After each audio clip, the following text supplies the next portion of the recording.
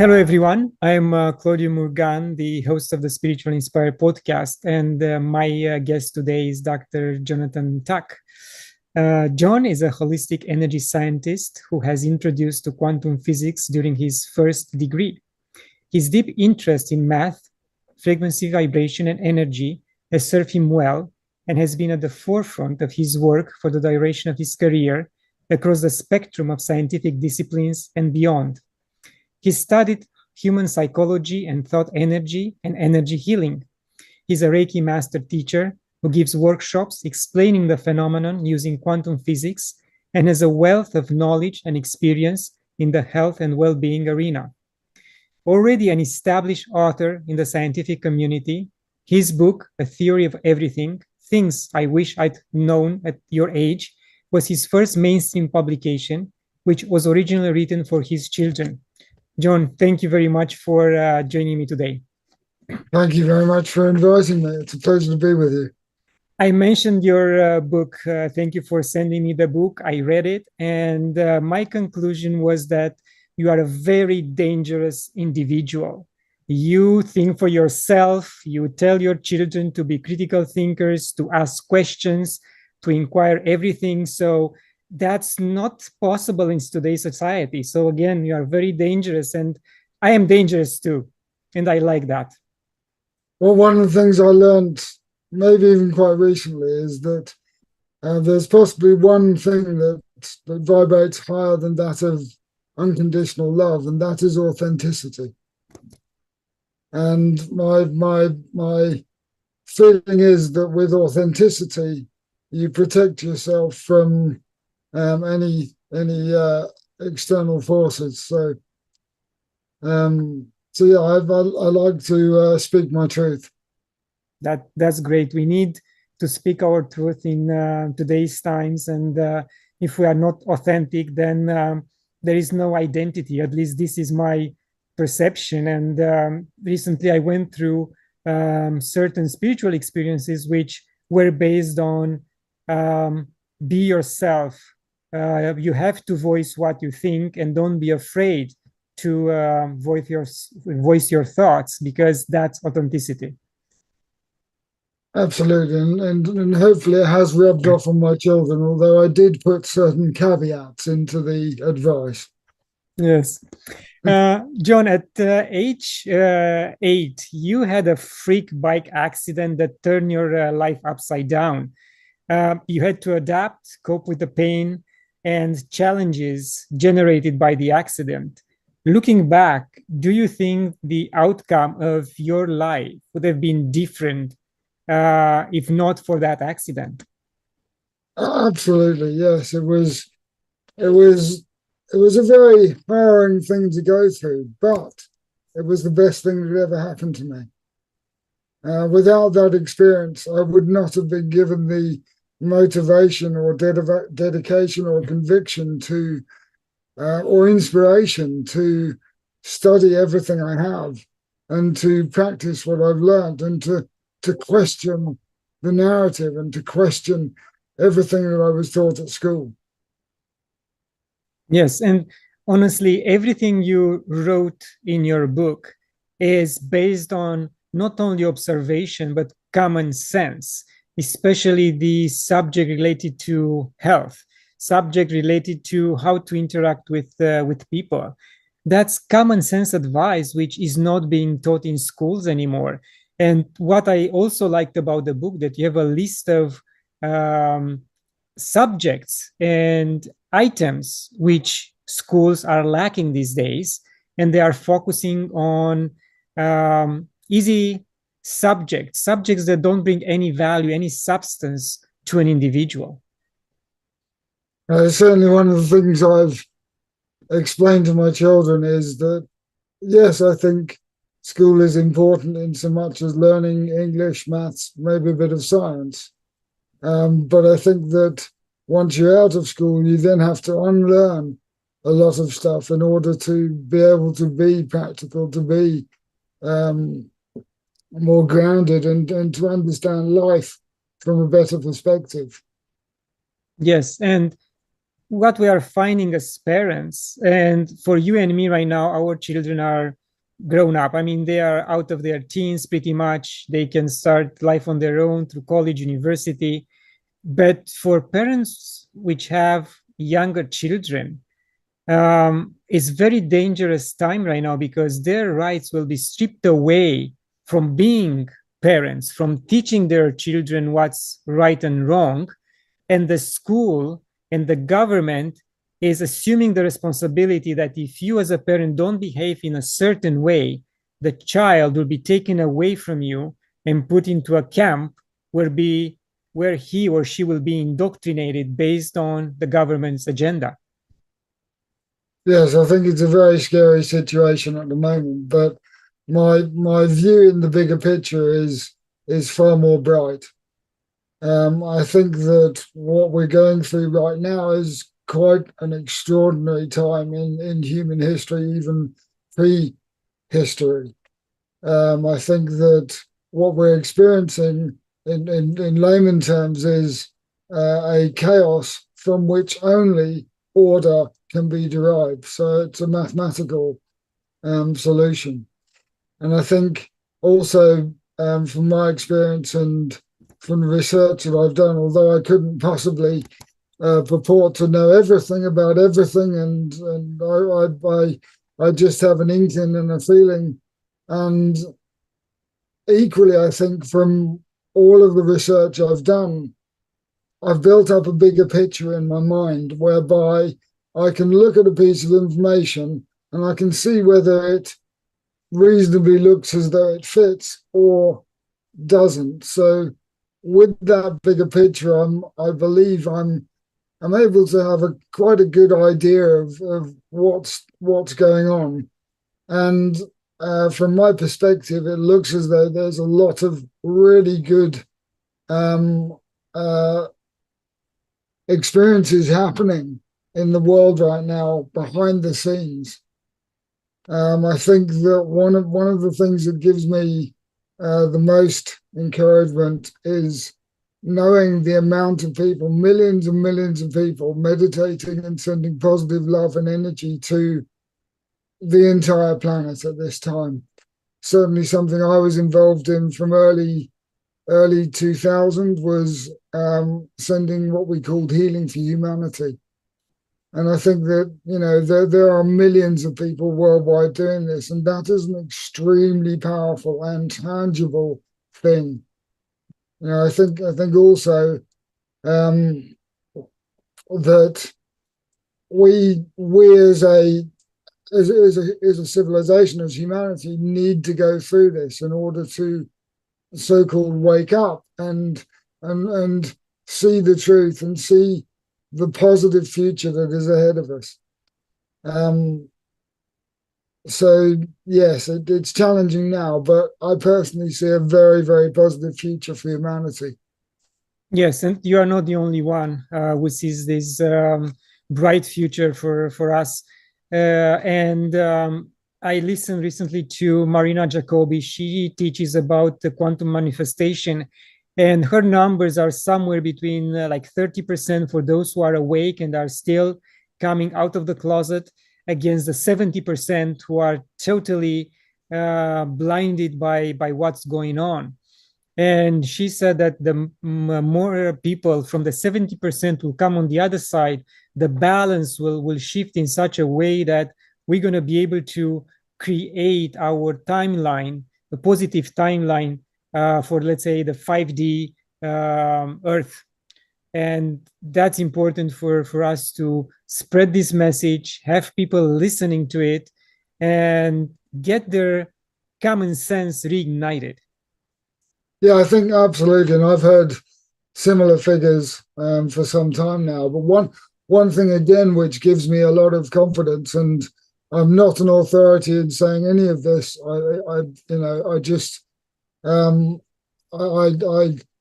choose mainly what resonates with me and what fits into the bigger picture. But as I understand it, the frequency of the energy surrounding the world and indeed the entire universe has been increasing almost exponentially since about 2012.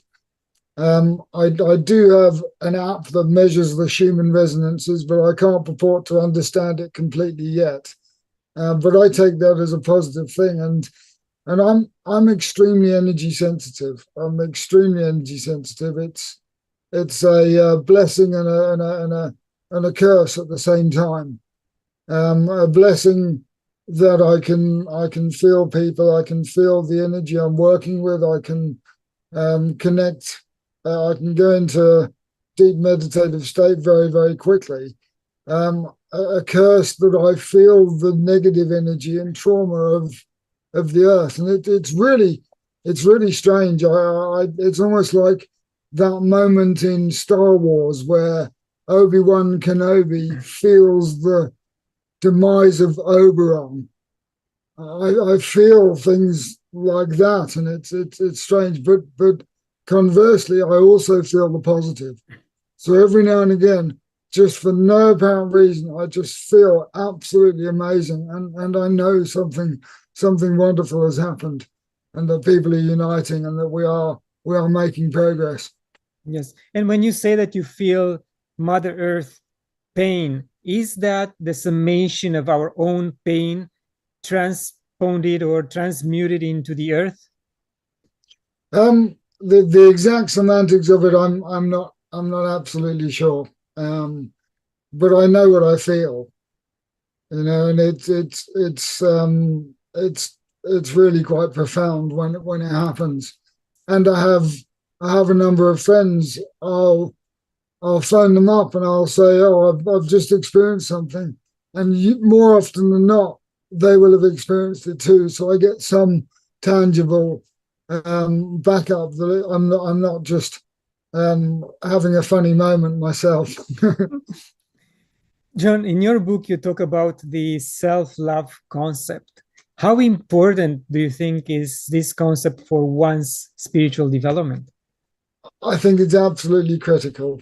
And I think that there's an argument that you could suggest that loving yourself more than anybody else is selfish. My counter argument to that is that surely if you cannot love yourself and care for yourself 100%, how can you love or care for anybody else? Or how can you give your best in a loving or caring situation for anybody else? I think that it's so important for people to go inside and to see the beauty and wonder of themselves, and to bring that to their surface, and that does more than that. It has multiple effects in so much as ultimately raising your vibration and therefore attracting to yourself greater and more positive things. But it also enables you to grow even further, to grow even faster, to be able to distinguish between what is real and what is not real, if there is such a thing. And in my opinion, the self-love concept is not fully understood just because we still consider ourselves detached from those around us, not like a one entity, human entity under a collective energy and consciousness. So as long as we keep that perception, the self-love concept will be just me and no one else. No, absolutely, and it's a really good point. And I think that's one of the things that blew my mind when I first started studying quantum physics was just the connectivity of everything, and the connectivity of the world and everything in it being one immense symbiotic system, so that everything you think or do is connected to everything and everyone around you. You know, so absolutely, I think that once people realize that you could even go as far as to say that I am you and you are me. We are everyone. We are together. We're all the same. Therefore, when you perpetrate negative towards somebody else, you're merely perpetrating it to yourself. Whereas when you love towards someone else. You are loving yourself. And when you love yourself, you are loving others. Yes, indeed. It's a beautiful concept which we have to embrace as much as possible. I know it is hard because we have so many daily challenges with whatever is going Yeah. around us, and we Yeah. we have a rage inside us going after these individuals that are causing what's going on. So I think, I mean, theoretically, I know that if we send them love, we annihilate somehow their Yes. meaningness. But Yes. again, it's very hard to explain to someone else this concept and put it in practice. Well, conversely, when you send them hate, you are feeding them. Indeed. So we've always focused on sending love to everyone. Nobody, no holes barred, and Yes. everything. Yeah. John, in the introduction, I mentioned that you are a holistic energy scientist. Can you please Yeah. explain the concept? Yes, absolutely. I think, um, again, going back to how I describe myself, I think one of the things I do best is the bigger picture. And I think that when you focus on a specific scientific discipline, then you can make tremendous advances in your discipline, which many people have. But the guys I really have looked up to and respected are those who are able to translate what they're doing in their discipline across the other disciplines in science. I have studied, and I've studied physics, quantum physics, chemistry, electrochemistry. My weakest subject is biology, and that's why I embraced explaining energy healing from a quantum physics perspective and started studying Joe Dispenza and Deepak Chopra and what's his name? All of the great minds out there in that respect. But by holistic scientists, I mean that I'm able to look at the broader picture of the science and to fit things together in a way that makes more sense in terms of life itself. Yes, and Bruce Limpton is another one, which is part of That was the guy I was trying to remember. Thank you. the gang with Greg Braden and Joe Yeah, Dispenza. yeah, And he explains in detail in Biology of Belief how everything works. And we know from first-hand experience that Dr. Dispenza's approach works. And we know people who healed during that 7-day workshop. yes. And it's quite unbelievable. He healed himself, and that's proof that something like this can be done. And you That, also mentioned that example with the boy from the Amazon that yes. grew his limb because he didn't have the perception of not growing the limb because he saw it. He witnesses in Yeah, animals. yeah, yeah. No, absolutely. I think no, I've really enjoyed studying. I think one of the first books I read that really introduced me to the cross integration of sciences was Lynn McTaggart's The Field. I think that was really hard going when I first started reading it, but the more I got into it, the more I realized how important it was that I really understood things from a better perspective. Yes, and like she talks about, as you mentioned, the field. Greg Braden talks about how we were created, chromosome Yeah, 2 and 7 being mutated. And I know in your yeah, book you also mentioned about Anunnaki and all these Sumerian yes, stories, which yes. I am deeply involved in right now, reading Oh, Zachariah fantastic. Sitchin's book. So I am familiar with the subject, and I really enjoy it. Yeah. When I first started, I wanted to write a book for some reason. I have no idea why. And I remember I was in a hotel in Dayton, Ohio, for work, And I suddenly I wasn't feeling very well, so I was stuck in the hotel, but I was suddenly inspired to write. And what I was learning about at the time and had been for the last maybe 15 or 20 years was all of this truths that were being brought to the surface. And the first book I considered outside of a scientific perspective was going to be looking at all of these truths and putting them all together and trying to make sense of it. But then I realized as I began to research that people had already done it. That it was already out there. So I was actually quite pleased at the time because, I think it's so important. I think, yeah, it's Yeah, and I think another interesting scientist is Immanuel Velikovsky. And if you haven't heard of him or read his books, I'm going to send them to you because you are going to be please, very impressed please. with the stir he created in the 60s and 70s with his theories about Earth and society and civilization and everything else. And these are, in my opinion, seminal books which should be taught in schools. I've got another one which I've just read recently, which is Biogeometry by Ibrahim Karim. Have you come across that one? I don't know. I didn't know. I don't know Absolutely him. amazing book, and every page I was wow, wow, wow. I didn't agree with everything, but in general, absolutely amazing book, and it's looking at how we can use structural geometry and architecture to harmonize the negative effects of electromagnetic radiation and how it was used previously in ancient Egypt and in the buildings and constructions like Tartaria and all around the world previously.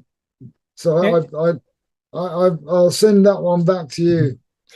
Thank you. And for those who are listening and they want to eliminate electromagnetic waves and radiation from their environment, there are two options. One is shungite, and I listened to an interview last night between Cliff High and someone else. Perfect. Yes, you have it. Yes, this is very powerful. Yeah. And they're mentioning that the moment they have shungite in on their bodies or somewhere beside them, they can do remote viewing much easier than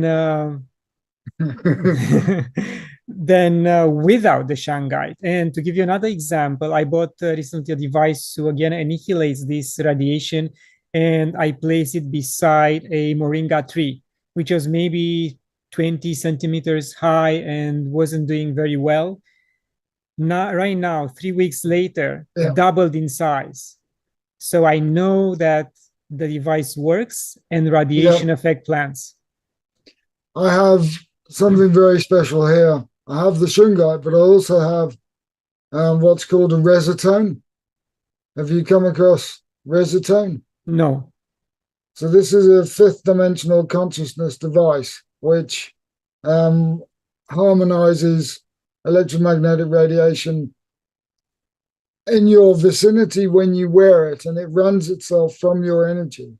But if you plug that in, so you can plug it in, sorry, I don't know if you can see that, but if you plug that into a USB plug, it will then protect a 6 meter radius of the house. And I can certainly feel the difference. Like, for example, I wasn't wearing this one day and went out and I could feel the LED street lamps. And it was a really, really nasty, nasty feeling. And I thought, well, maybe it's not that. But then I put this back on and the feeling was gone. Yes, we are bombarded by radiation without knowing, and I feel sorry for those who live along the power lines and or right beside it. They Yeah. don't understand how damaging that is to their bodies. Yeah, particularly the new 5G masts. Yes. John, you are also a Reiki master. How Yeah. did this approach help with your health? Um, it was probably one of the most profound things I've ever got into in its entirety. At the time I was struggling with my health in terms of mobility and pain. But that was pretty normal. The only difference in my life that I've had in that respect is surrounding my weight. So when I was 20 kg heavier for whatever reason, then clearly the pain and the mobility, pain got worse, mobility got worse.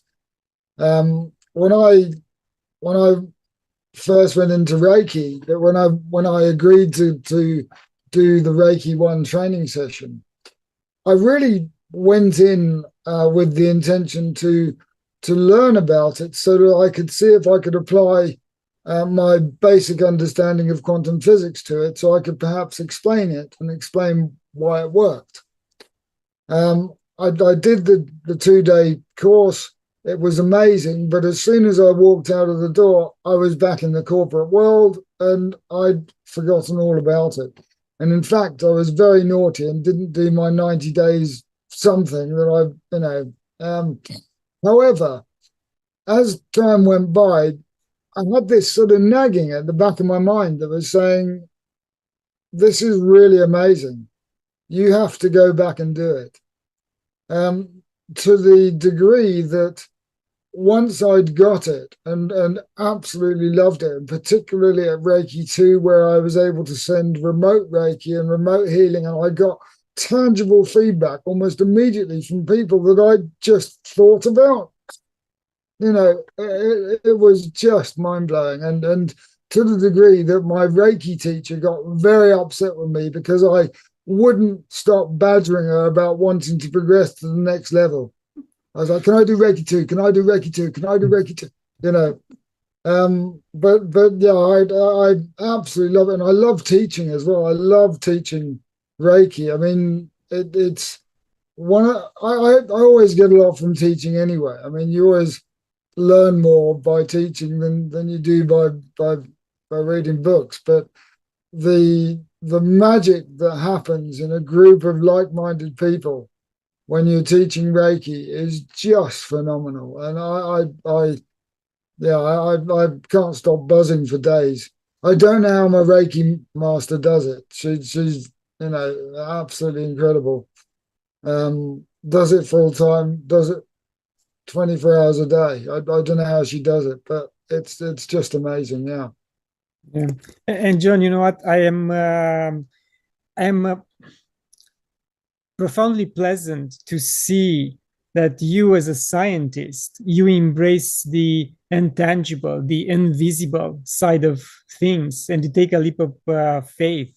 And you even said that love is God. And for a scientist, that's just amazing. Yeah. Again, I was when I first was first introduced to quantum physics. I already had a big fascination with the metaphysical. I'd already been told that I'd make a good healer, and I was like, yeah, whatever. Yeah. When I was in my late teens, but I already had a fascination. And when I first came across quantum physics and started to learn more and more about it, things started to slot into place. And it became just something which I knew was very real and I could understand it. I may not be able to explain it properly, but I do understand it and have a good understanding of how it works. And to go back to your question, which I didn't answer earlier, um, when I started doing Reiki Share, which is up to 10 Reiki masters, each working on ourselves as a group, I experienced my first taste of being pain-free. It was just incredible. After lying on the couch with I think it was 6 or 7 Reiki masters working on me. I jumped off the couch and I danced around the room. It was just incredible, and that really inspired or kickstarted my further research into how else I could maintain that level of pain free. The pain came back, so but that glimpse of being pain free after so many years of being in constant pain was just incredible. And because we are talking about pain and quantum physics at the same time, I listened to people who are in the know, and they said that you can go back into your past, find that moment when the pain started, and you Mm-hmm. can change that memory. So the pain in the Yeah, present is yeah, gone. yes, absolutely. That was something else I learned throughout my Reiki training practice was something called timelines, whereby you take the person back to a indefined trauma that is most prominent in their mind. They won't know about it. It'll come to them as you go through the process, and then you can heal them in real time at that point in their life. And it's interesting to study the I think it's the ancient Mayan or Inca philosophy that the past, present, and future run in parallel. So that helped explain why you're able to do that. So for me, need to know why, but no, it's an incredible thing, and for me, again, going through that process, one of the things that I was acutely conscious of after my accident was the psychological trauma. So for many, many years, I couldn't talk about my accident without breaking down in tears, without becoming emotional. And I couldn't do that.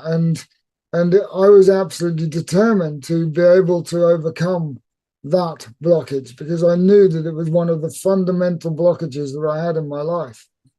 And although at the point when I was doing the Reiki timelines in a group, I thought I pretty much dealt with that memory, that trauma.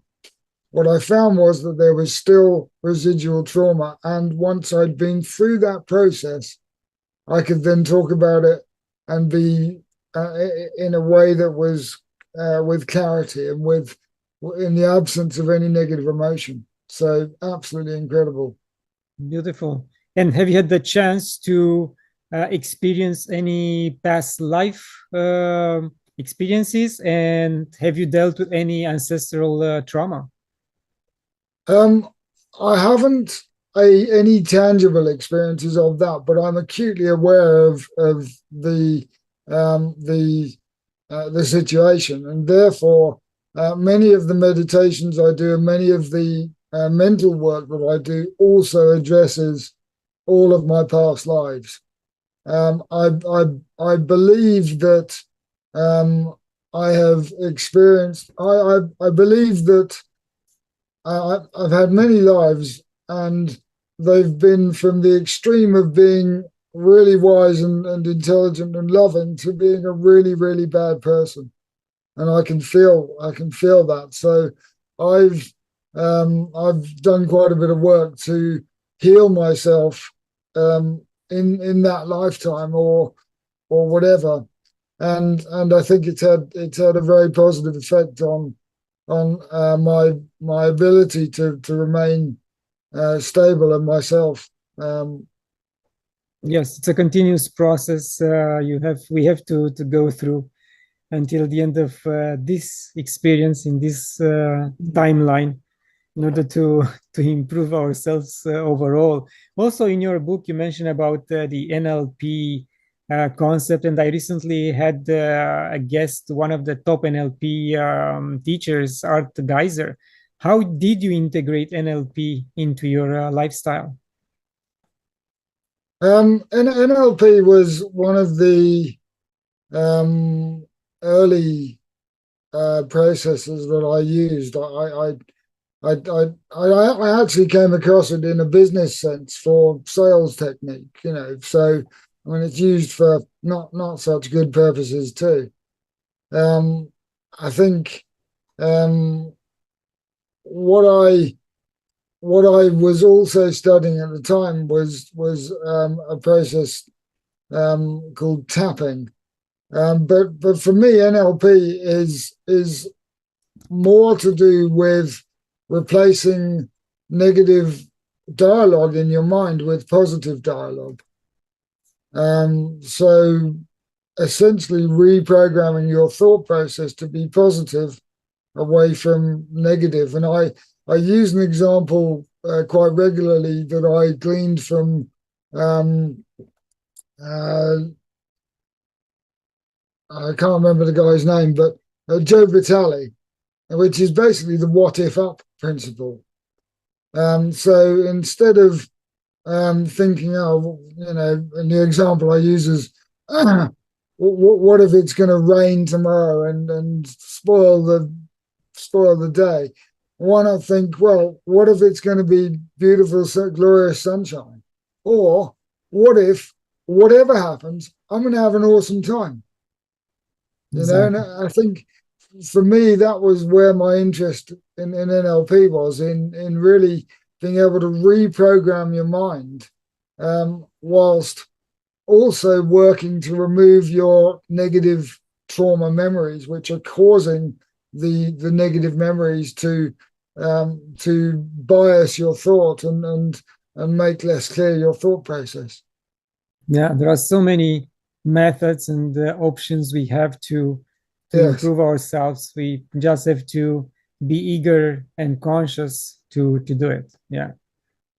Yeah, I think self-awareness is everything, and particularly being able to step out and observe your thought process, critically observe your thought process, and question where the information is coming from. And I think in combination with that, um, when you realize that making assumptions, even presumptions, should really only be done in the most desperate of situations, um, because what the human psyche often does is to forward project a negative scenario and actually attract that negative scenario towards them based on an assumption, based on a memory that has no prevalence on the actual situation. Yes, indeed. You're so right. John, I'd like to turn right now to your scientific side. In 2014, you co-founded a company that produces ultra-fast charge energy storage devices. How is Yes. this, let's say, battery or storage device different from Tesla batteries or any other similar product as efficiency and as a footprint for environment? Wow, that's a huge topic. I'll try and be as concise as possible. Um, Generally speaking, there's a narrative going on as to what we should be doing with battery technology. I have a very different opinion myself, but we won't go into that. So, in the current narrative and the current scientific environment, um, one of the major challenges is um, the difference between energy density and power density. So, energy density is the amount that you've got in your glass, for example, and power density is the rate or speed at which you can get it in and out. Okay. Mm-hmm. So, generally speaking, with most energy storage devices or conventional battery energy storage devices, you can either have a high energy density, so lots of energy stored, or a high power density, so you can get it in and out quickly. So, for example, the difference between a supercapacitor and a lithium-ion battery is that a lithium-ion battery will store relatively a lot of energy, but it takes relatively a long time to get it in and out. Whereas a supercapacitor will take instant charge and provide instant energy, but only in very small quantities. Mm-hmm. Does that? Yes, does make sense. Yeah, yeah. I can visualize that. So, where are you with the company? Is something you already commercializing, or you are still in the development phase? I left what was Zap and Go in 2017. I negotiated an exit deal. I was exhausted. I'd run at 200 miles an hour for 2 years, but my goodness, it was an amazing roller coaster. So I actually left Zap and Go in 2017. They're now called Carbon Ion or Sea Ion, and they're still progressing quite nicely as far as I'm aware. I'm currently working with alternative energy sources and energy generation, most publicly with a company who produce or who are looking to utilize vertical access wind turbines for domestic use, ideally in the absence of requiring any planning permission, and being able to generate electricity anywhere around the world locally. In my day job, though, I work in intellectual property and patents, or intellectual property for a UK battery energy storage company. And now a very serious question. Is your house energy efficient? Because I know a law was passed recently in UK, and if you don't meet a quota, you can end up in prison or get a 15,000 pounds, 15,000 Yes. pounds fee penalty. Isn't that interesting? Yes, it's similar to, as you have mentioned earlier, if you don't send your children to school, you can be sent to prison for it. Yes, isn't that interesting? My house at the moment is not particularly energy efficient, but I live in North Scotland, so I'm hiding for a bit. I jest. But I do work with a lot of people who are working on energy efficiency, and particularly getting off grid and providing their own electricity, and attempting to divorce themselves from the grips of the establishment, as it were. Yes, we all have to do that, find ways to detach ourselves from the financial system for the energy grid, as you mentioned, grow our own food, stop being dependent on the nanny government, because that's a dangerous place to be. I would like you to tell us, what is TBC in TV? Is that your own project, your own baby? Oh yes, this is it's primarily fronted by my wife, Angela Mary Moore. Angela is a international lecturer on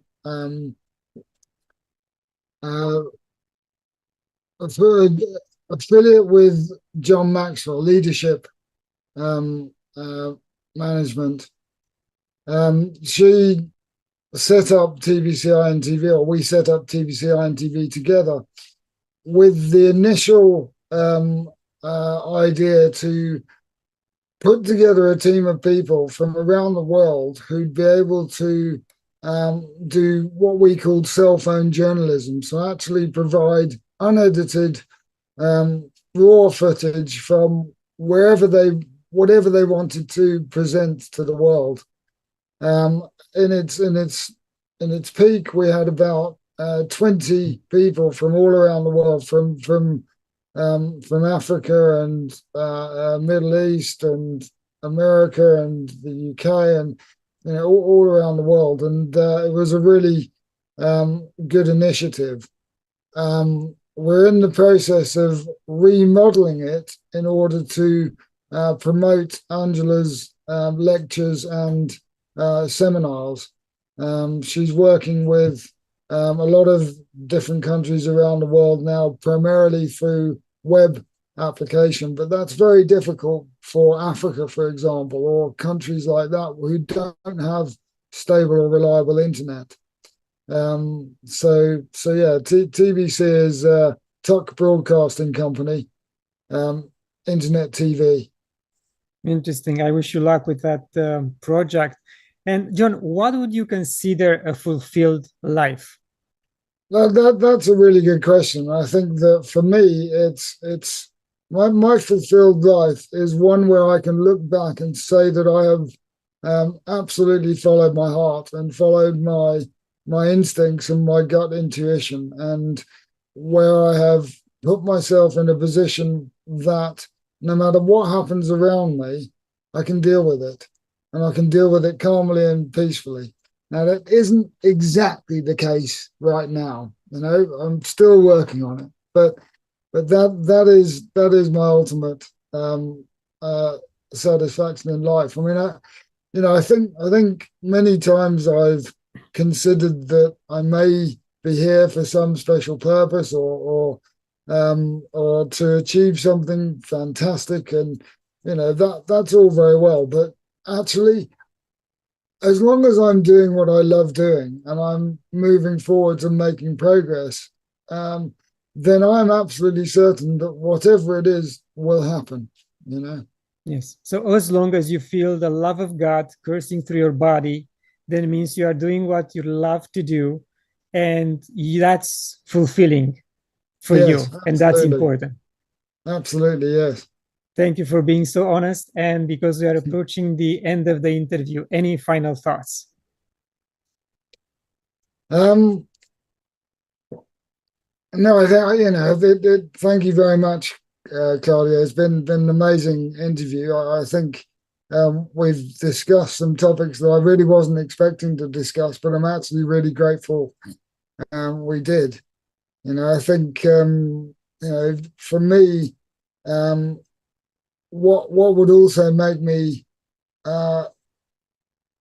feel very satisfied about my life is to be able to help as many people as I can, who are ready and want to want that help. So that's my mission. That's what I want to do. Thank you. And this is a common theme throughout my interviews, that my guests want to bring new light to humanity and help as many people as possible.